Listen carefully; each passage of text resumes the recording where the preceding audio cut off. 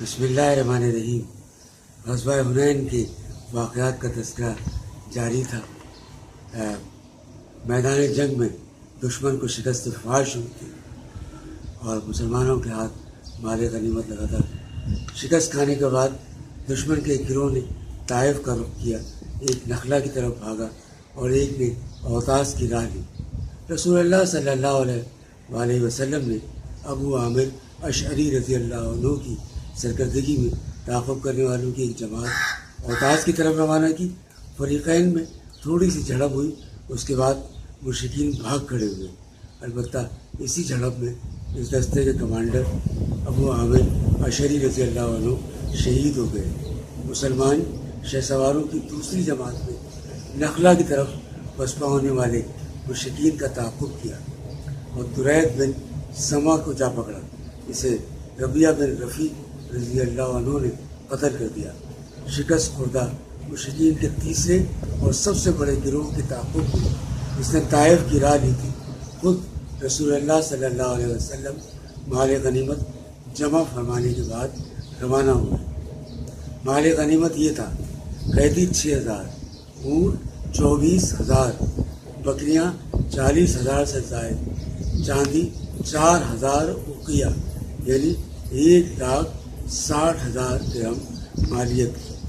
رسول اللہ صلی اللہ علیہ وسلم نے ان سب کو جمع کرنے کا حکم دیا، پھر اسے جیرانہ میں روک کر حضرت مسعود بن عمرو غفاری رضی اللہ عنہ کی نگرانی میں دے دیا اور جب تک غزوہ طائف سے فارغ نہ ہوئے اسے تقسیم نہ فرمایا۔ قیدیوں میں شیمہ بنت حارث سعدیہ بھی تھی، جو رسول اللہ صلی اللہ علیہ وسلم کی رضائی بہن تھی۔ جب انہیں رسول اللہ صلی اللہ علیہ وسلم کے پاس لایا گیا اور انہوں نے اپنا تعارف کرایا تو رسول اللہ صلی اللہ علیہ وآلہ وسلم نے ایک علامت کے ذریعے انہیں پہچان لیا۔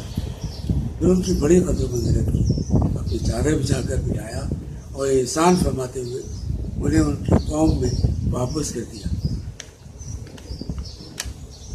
چونکہ حوازن اور ثقیف کے بیشتر شکست خوردہ افراد اپنے جنرل کمانڈر مالک بن عوف نصری کے ساتھ بھاگ کر طائف ہی آئے تھے اور یہیں قلعہ بند ہو گئے تھے، لہذا رسول اللہ صلی اللہ علیہ وآلہ وسلم نے حنین سے فارغ ہو کر اور جیرانہ میں مال غنیمت جمع فرما کر اسی ماہ شوال سن 8 ہجری میں طائف کا قصد فرمایا۔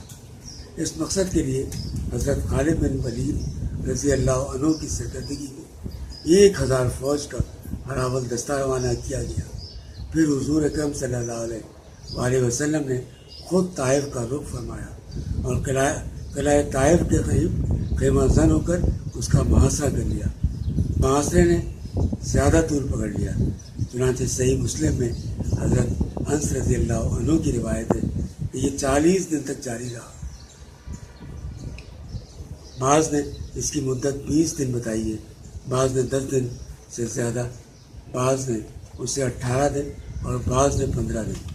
محاصرے کے دوران دونوں طرف سے تیر اندازی اور پتھر بازی کے واقعات بھی پیش آتے رہے، بلکہ پہلے جب مسلمانوں نے قلعے کا محاصرہ کیا تو قلعے کے اندر سے ان پر اسی شدت سے تیر اندازی کی گئی کہ معلوم ہوتا تھا کہ ٹڈی دل چھایا ہوا ہے۔ اس سے متعدد مسلمان زخمی ہوئے، 12 شہید ہوئے اور انہیں اپنا کیمپ اٹھا کر موجودہ مسجد طائف کے پاس جانا پڑا۔ رسول اللہ صلی اللہ علیہ وسلم نے اس صورتحال سے نمٹنے کے لیے اہل طائف پر منجنیق نصب کی اور متعدد گولے بھیجے۔ اس سے قلعے کی دیوار میں شگاف بھی پڑ گیا۔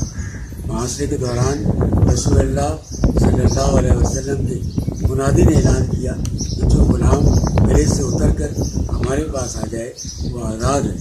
اس اعلان پر 23 آدمی قلعے سے نکل کر مسلمانوں میں شامل ہو گئے۔ انہیں میں حضرت ابو بکرہ رضی اللہ عنہ بھی تھے۔